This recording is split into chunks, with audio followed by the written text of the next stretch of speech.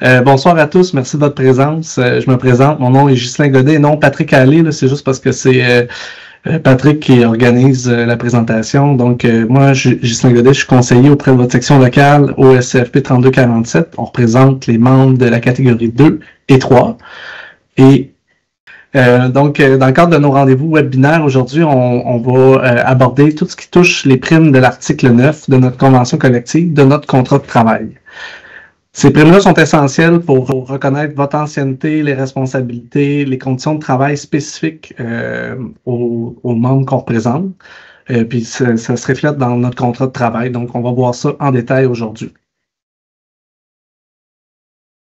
L'objectif de la présentation, c'est de connaître les principales règles applicables et les articles de la convention collective en lien avec les primes. On demeure sur le sujet des primes aujourd'hui, mais il va y avoir d'autres sujets qui vont toucher des montants liés au déplacement et à l'autogestion des horaires qui vont être présentés plus tard dans d'autres webinaires.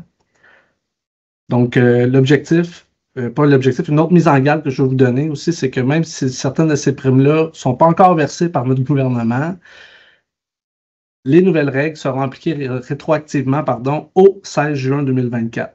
Donc, vous avez intérêt à les connaître et nous, à les suivre pour être sûr qu'on va être en mesure de les obtenir et que vous soyez payés correctement. Normalement, j'ai fait ma propre présentation. Là, Nancy, notre présidente, elle est absente, là, donc ça devrait durer moins de 30 minutes. Ce midi, ça a roulé un peu plus vite que je pensais. Vous pouvez poser vos questions dans le chat.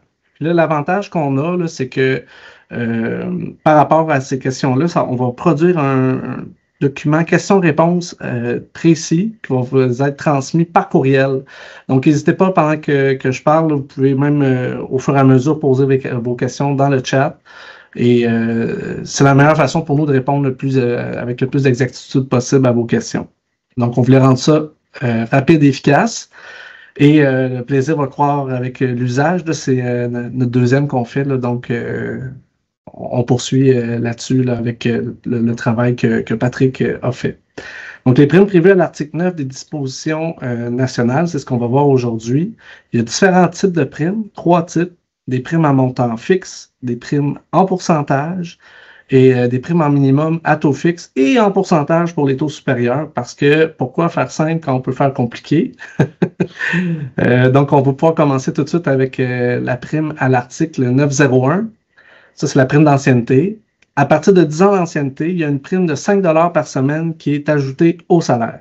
Ça s'applique sous certaines conditions, comme l'exclusion pour les rangements comptant 10 échelons ou plus.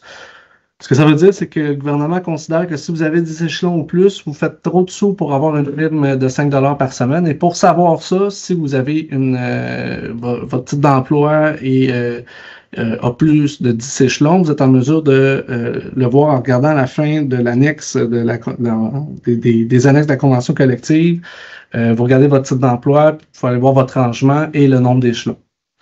Vous pouvez aussi le voir sur le site du CPN 3S, CPN FSS, et taper dans la nomenclature votre titre d'emploi, vous allez pouvoir avoir la même information à jour également là-dessus.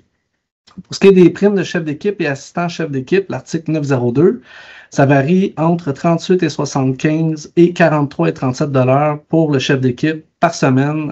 Puis là, on parle de selon l'année, mais c'est pour les années de notre contrat de travail. Il y a une bonification à chaque année.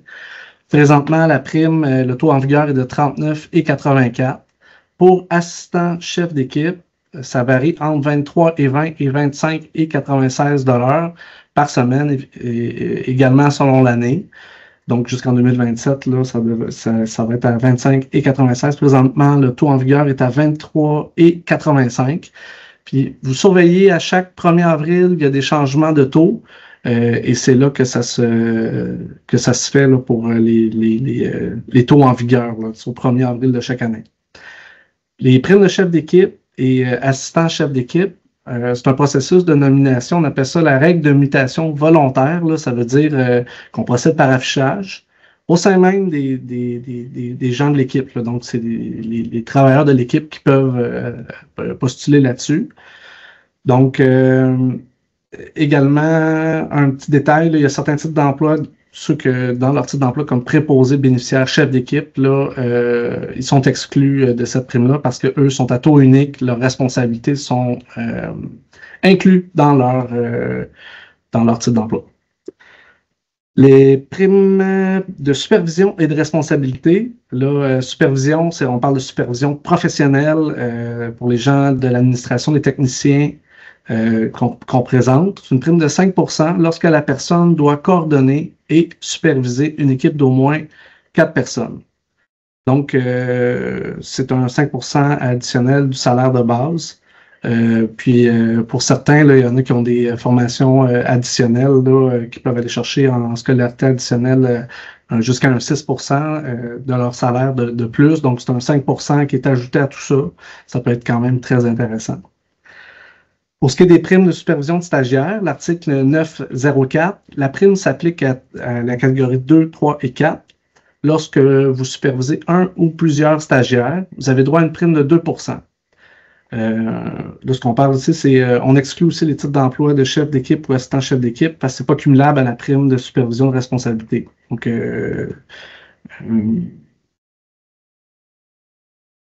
ça fait le tour pour cette prime-là. Pour la prime de soir et la prime de nuit, l'article 905, la prime de soir de base est à 7 % et au taux minimum là, en fait, 7 % du salaire horaire ou un montant fixe selon le montant plus élevé. Avant, la prime était à 4 %, maintenant c'est du 7 %.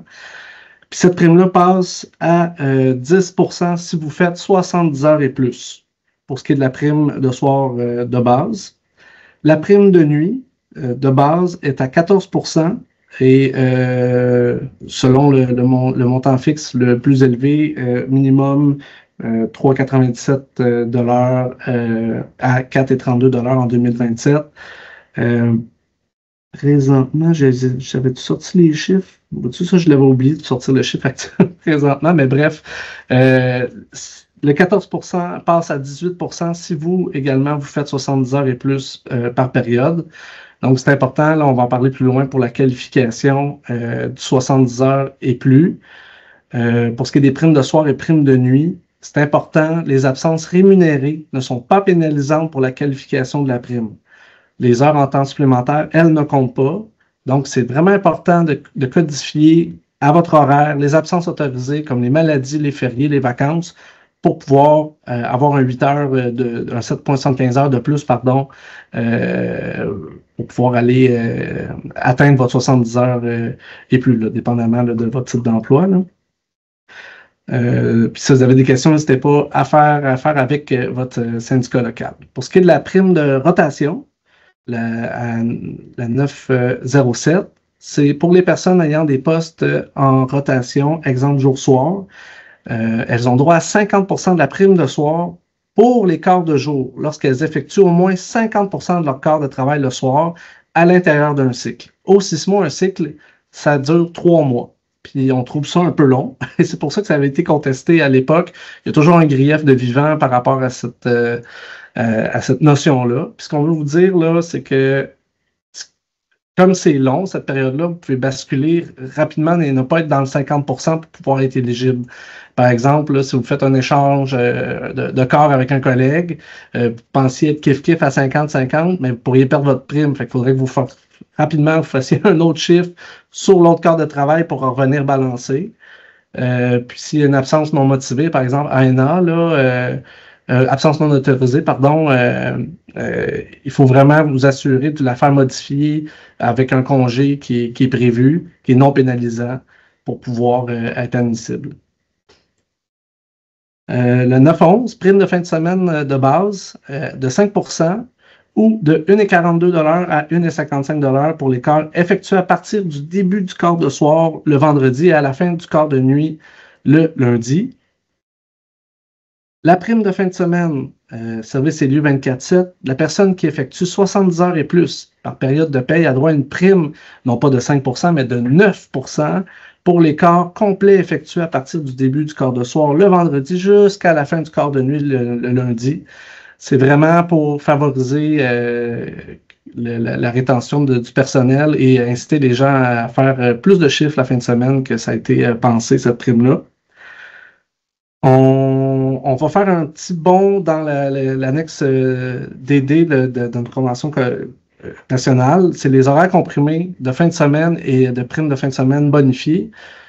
La personne effectue 5 quarts de travail de 12 heures les fins de semaine entre le début du quart de soir le vendredi et la fin du quart de nuit le lundi matin. Elle travaille 60 heures par période de paye et reçoit une prime de 16% en plus de toutes les autres primes applicables, celles qu'on vient de parler, soir, nuit, fin de semaine, etc. Ça, c'est très intéressant. Pour exemple, pour vous demander peut-être qui, là, mais peut-être des étudiants qui voudraient avoir leur semaine pour pouvoir étudier et garder un lien d'emploi avec l'employeur et conserver un statut là, de temps complet. Fait que ça, c'est intéressant. Là.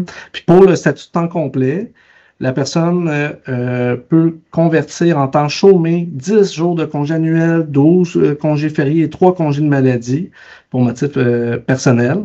Puis elle peut les placer là, pour venir atteindre le statut de temps complet, conserver son statut de temps complet, pardon. Puis la personne pourra convertir ses primes. Toutefois, la personne peut aussi choisir de travailler des heures manquantes. Donc, pour la balance, là, un coup, vous avez voyons, faites le tour là, de ces congés-là.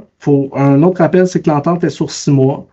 Donc, c'est sur cette période-là que ça peut se faire, puis ça peut être renouvelable là, après entente. 9,08, prime des heures brisées de 4,55 à 5,09 par jour en fonction de la période. Ça, c'est pour ceux qui ont une interruption du quart de travail de plus d'1 heure entre les périodes de travail, puis en dehors aussi de la période du temps de repas. Ça, c'est tel quel. Également, la 909, prime de tri de linge souillé, temps complet ou à l'heure. Donc, la personne qui est à temps complet à la buanderie, qui fait du triage de linge souillé, fait de 30, une prime par semaine, pardon, de 31 à 33,68 dollars par semaine. Ou de façon discontinue, on parle de 0,56 sous à 0,64 sous de l'heure. Pour ce qui est de la prime pour opérateur d'incinérateur, prime qui tourne autour de, en fait, qui est entre 16,70 à 18,69 $. Présentement, le taux en vigueur est à 17,17 par semaine, si je ne m'abuse, pardon. Ça, c'est pour les gens qui travaillent auprès d'un incinérateur. Je ne sais pas s'il y en a ici dans le coin. Possiblement qu'on pourra en trouver. Donc, 12, excusez-moi, je vais me retracer. Ah, c'est affiché l'autre bord aussi. 9,12, les primes de milieu, primes CHSLD, primes MDMA, Maison des aînés et Maison alternative. C'est pour nos PAB et nos préposés à l'unité. La personne reçoit une prime de 1,61 à 1,80 $ pour son service en CHSLD, Maison des aînés et Maison alternative. Si la personne travaille le nombre d'heures prévues à son titre d'emploi, 36,25 $, la prime est plus élevée, elle est bonifiée de 2,15 $ à 2,41 $. Les primes de milieu, alors là, je suis à la bonne place. Ça, c'est les articles 9,15 à 9,22 de la Convention nationale. Il y a des paliers pour l'admissibilité à certaines de ces primes-là. Le premier palier, 70 heures et plus. Deuxième palier, entre 42 heures et moins de 70 heures. Et le palier 3, moins de 42 heures. Les heures comptabilisées incluent toutes les heures travaillées en temps régulier, ainsi que toutes les heures en absence autorisées et payées. Dans supplémentaire, les absences et les congés sans solde sont exclus du calcul. Donc, pour ce qui est de la prime spécifique de soins critiques, au palier 1, le 70 heures et plus, 10%, ensuite palier 2, 7%, 6%. La prime de soins critiques, premier palier, 15%, 14%, 10%. Prime pour les agents admin et les secrétaires médicaux à l'urgence, 2,5, 1%, 0,5%. Prime pour en RAC, 5%, 3%, 1%. Prime clientèle TGC, 3,5, 2,25, 1%. Prime en psychiatrie, 3,5 2,5 1. Toutes ces primes-là, les primes de milieu en RAC puis les primes troubles graves du comportement, ben, il est possible pour la personne salariée détentrice d'un poste à temps complet de convertir une portion de sa prime en un maximum de 3 jours de congés payés par année. Il suffit d'en faire la demande avant le 31 mai de chaque année. Ces congés-là vont être pris après entente avec l'employeur. La période de référence pour la qualification à ces congés-là est du 1er juillet au 30 juin. Donc, avant le 31 mai de chaque année, vous pouvez faire cette demande-là. Donc, moi, au lieu d'avoir, par exemple, mes primes en RAC, j'aimerais ça pouvoir les convertir en congés payés. Fait que vous en faites la demande et on espère que votre, votre gestionnaire va accepter. On vous le souhaite. Fait que s'il y a des enjeux d'application, vous pourrez nous appeler. Donc, pour le versement de ces primes-là s'appliquent sur toutes les heures rémunérées, comme le travail régulier, le travail en temps supplémentaire et toutes les absences et congés autorisés payés. C'est important pour les personnes ayant un statut de temps partiel de bien inscrire ces journées-là de congés, même si elles sont payées en bénéfices marginaux. Donc, ça, c'est une mise en garde. Là, je vais vous rappeler, là, on a fait un tour peut-être un peu rapide, encore une fois. Mais n'hésitez pas à poser des questions dans le chat. Nous, on vous remercie de votre présence. Et le chat va rester ouvert là, si vous avez d'autres points de réflexion.